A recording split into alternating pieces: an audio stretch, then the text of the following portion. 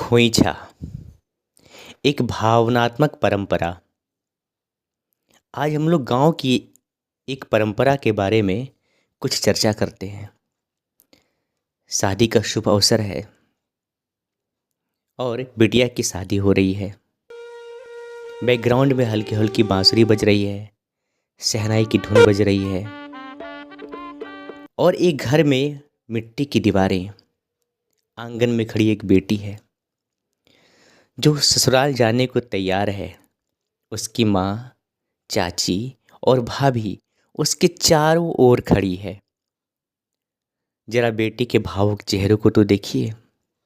खोइछा केवल एक परंपरा नहीं, यह हमारी संस्कृति का वह अनमोल हिस्सा है जो एक बेटी के मायके और ससुराल के बीच पुल बनाता है। यह परंपरा हमारी भावनाओं और धार्मिक आस्था का एक ऐसा अद्भुत संगम है जिसे शब्दों में पूरी तरह बयां करना मुश्किल है। लेकिन जब इसे निभाया जाता है तो चावल के हर दाने, हर हल्दी की गांठ और हर दुर्वा का तिनका मानो भावनाओं का संदेशवाहक बन जाता है। जरा माँ के कांपते हुए हाथों को तो देखिए, जो बेटे के आंचल में चावल, हल्दी, दूब, सुपारी और कुछ सिक्के रख रही है। शहनाई की गूंज बज रही है जिसको सुनकर हर कोई भावुक हुआ जाता है। जब कोई विवाहित बेटी अपने मायके आती है और विदा होने का समय आता है तो उसके आंचल में खोइछा दिया जाता है। माँ, भाभी, चाची या बुआ, जो भी सुहागन हो, बड़े प्रेम और स्नेह के साथ उसके आंचल में हल्दी, चावल, दूर्वा, सुपारी और अपने सामर्थ्य के अनुसार कुछ पैसे रखती है। इस खोइछा में दी जाने वाली हर वस्तु केवल प्रतीक नहीं, बल्कि शुभकामनाओं और आशीर्वादों का प्रतीक है। यह परंपरा न केवल बेटी के लिए है, बल्कि उसके सौभाग्य, खुशहाली और मंगल कामना का संकल्प है। माँ अपनी बेटी के आंचल में खोइछा रखती है। माँ की आंखें भरी हुई है और बेटी उन्हें देख रही है। दोनों के बीच एक भावनात्मक संवाद हो रहा है। माँ जब बेटी के आंचल में चावल डालती है तो मानो कहती है, बेटी, यह चावल तुम्हारे जीवन में सुख समृद्धि लाए। हल्दी की गांठ में छुपा होता है सौभाग्य का आशीर्वाद। दूर्वा के तिनके के साथ एक लंबी आयु और समृद्धि की कामना, और सुपारी में होता है माँ का अनमोल आशीर्वाद कि बेटी हर कदम शुभ हो।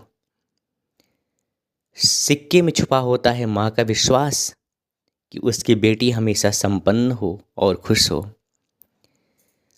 भाभी बेटी की मांग में सिंदूर भरती है और आसपास खड़ी महिलाएं अश्रुपूरित नेत्रों से बेटी को निहारती है।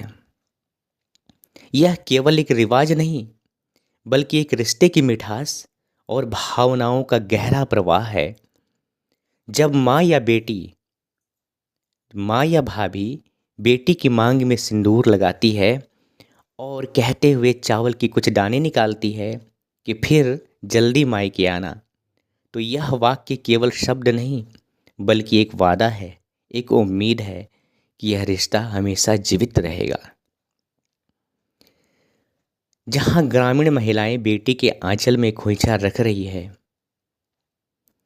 गांव में तो कहते हैं बेटियां सबकी होती हैं।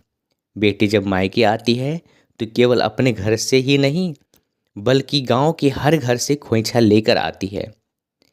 इस खोइछा में केवल सामग्रियां नहीं होती, बल्कि हर रिश्ते की भावना, हर आशीर्वाद और शुभकामना बंधी होती है।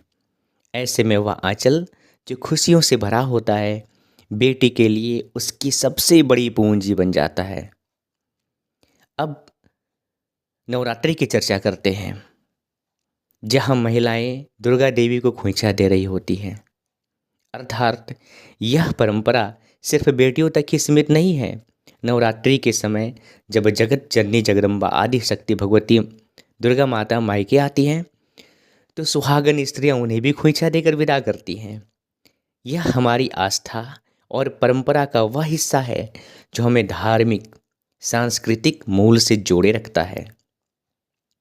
आइए एक बार फिर से हम लोग बेटी और माँ के भावुक विदाई के दृश्य पर लौटते हैं। बेटी ससुराल के लिए निकल रही है और माँ की आंखों में आंसू है। लेकिन आज आधुनिक युग में यह परंपरा कमज़ोर होती जा रही है। नई पीढ़ी की महिलाएं इस रिवाज से दूर होती जा रही हैं, परंतु हमारी पीढ़ी जिसने इन भावनाओं को जिया है, उनके लिए खोइंछा एक रिवाज ही नहीं बल्कि मायके की सबसे खूबसूरत यादों का हिस्सा है। वह पल जब कोई स्नेहिल हाथ बेटे के आंचल में खोइंछा रखता है तो वह पल अमूल्य होता है। और जिन बेटियों को खोइंछा देने वाले स्नेहिल हाथ न हो, जरा उनसे पूछिए, उनका आंचल खाली रह जाता है। उनकी आंखों में यह खालीपन आंसू बनकर छलक उठता है। अंत में माँ और बेटी के भावुक गले मिलने के दृश्य पर रुकते हैं।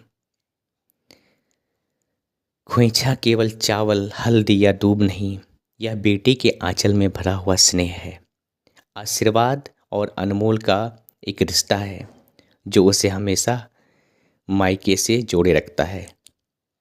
खोइंछा एक परंपरा, एक भावना है, इसे जिंदा रखें। धन्यवाद।